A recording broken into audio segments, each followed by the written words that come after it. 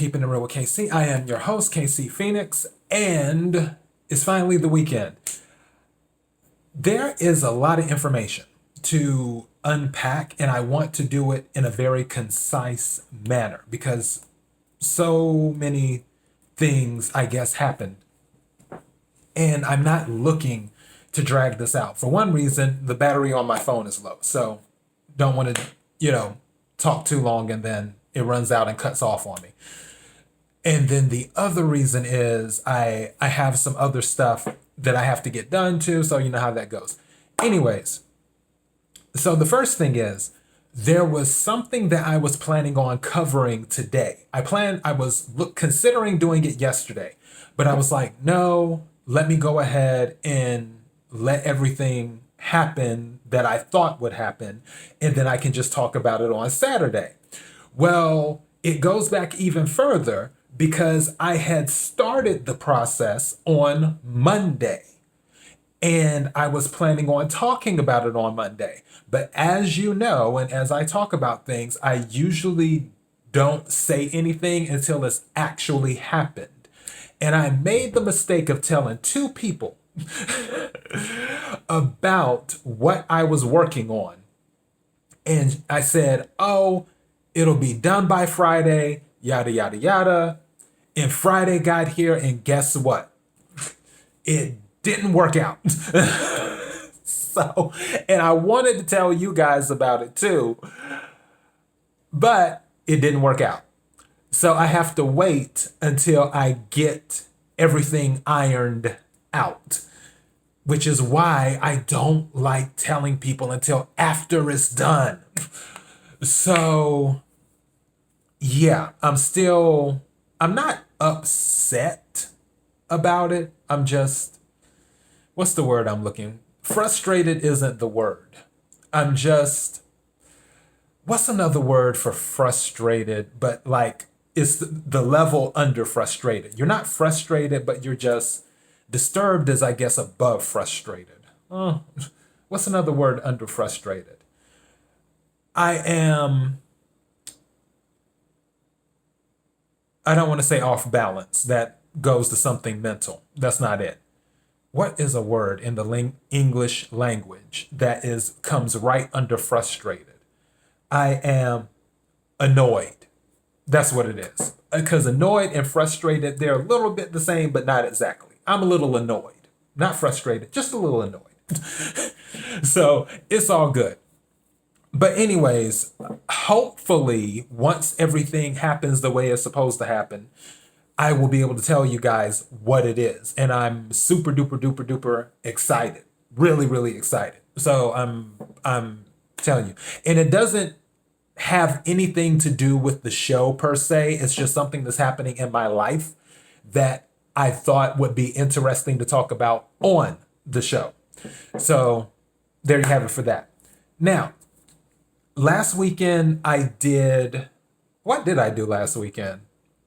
I don't know if it was the album. No, Wacky News. That's what I did last weekend. I had to think. So I did Wacky News last weekend, and I'm doing a movie recommendation for today. And the crazy thing is, I have recently bought like 20 new movies. Literally, I bought 20 new movies. And as you know, I'm pretty sure you know, my mother has access to my movie collection. So, and for those of you who may be first-time listeners to the Keeping It Real with KC show or whatever, or if you listen to the My Daily Thought supplement during the week, I have with movies and television series, I have probably about 12 to 1,300. It's like maybe 1,100 to 1,200 movies. Yeah, probably about 1,200 movies and about 100 TV series that I have. So give or take. And my mother has access to all of that. And I know some people are like, if you have that, why do you have that many? Because I like to own things. I don't like the whole streaming thing.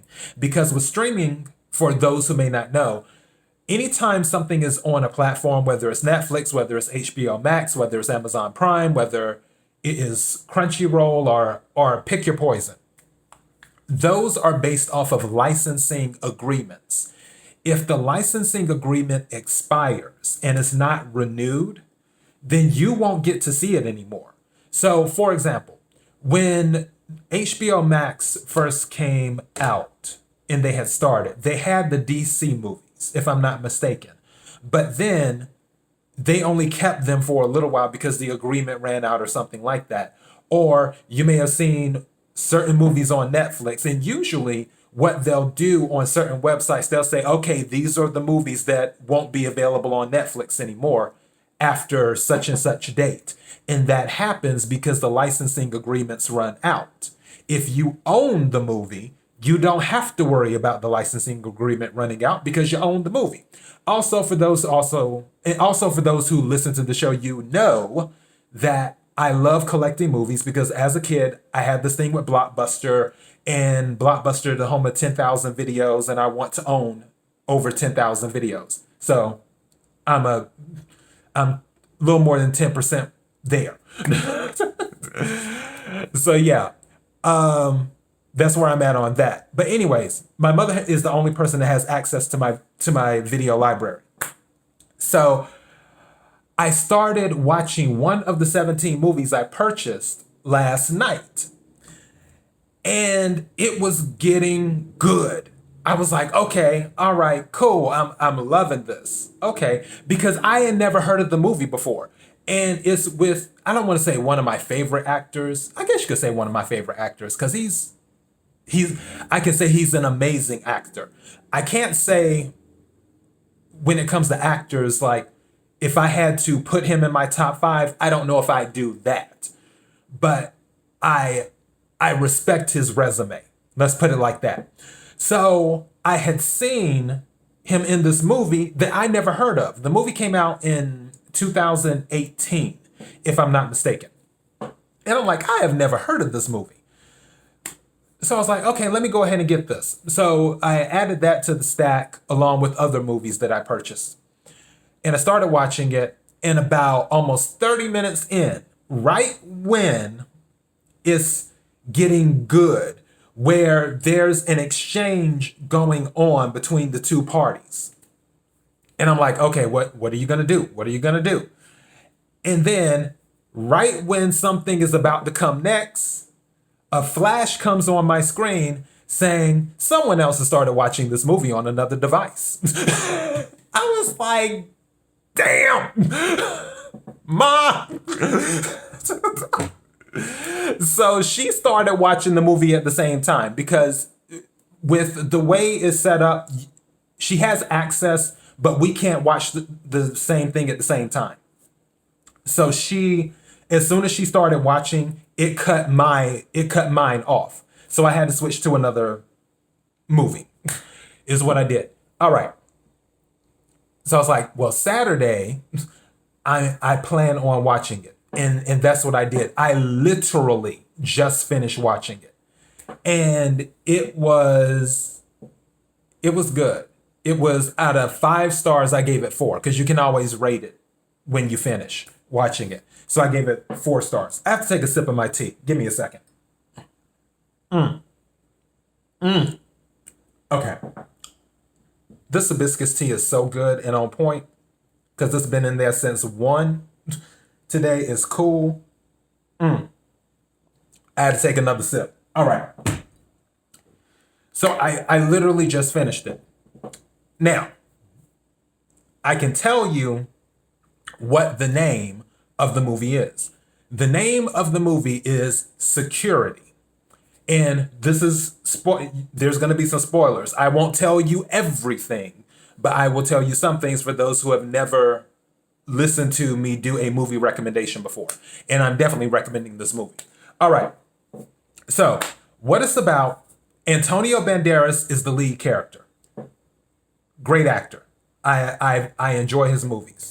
Anything that he's been in, I have pretty much enjoyed. He's very well versed. He can do comedy, he can do action, he can do drama, he can do it all. All right. So he is a veteran that is looking for a job. And yes, this movie is very predictable.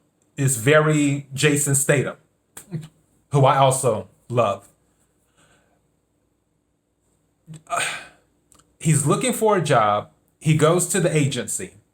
The agency saying, hey, we don't have anything that fits your skill set, because basically he's overqualified and stuff after being in the military. And he's in a position where he hasn't had a job for a while. So he's like, look, I'll take anything. I will take anything.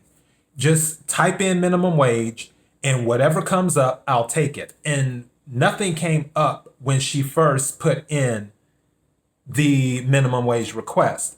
And then he got upset when he was leaving because he wanted to see his wife and daughter that he hadn't seen in a while, and so on and so forth. And as he's walking out to his SUV, the lady from the agency runs outside and she's like, I did find something. And she's like, it's security at a mall is what it is. And he's like, that's fine, whatever. And she said it's 40, I think she said 40 minutes away or something like that. And he's like, that's fine, whatever it is, I'll take it. I need a job. All right. So he goes to do security at the mall. In a land far, far away, or not too far away, there is this little girl who is in witness protection. She is being escorted by the feds, FBI, whatever, because I don't recall what branch of the federal government she was with, because feds can be many different things. All right. So anyways, she was with the feds being transported because she had to testify against some people who had killed her parents, but also her father was killed because he worked for some crime lord or something like that, and her father was planning on testifying himself. Crime lord finds out, kills him, but she witnesses the whole thing, and now she's a witness against them. Okay. Well, while she's being transported to her location, a team goes after them. And she manages to get away.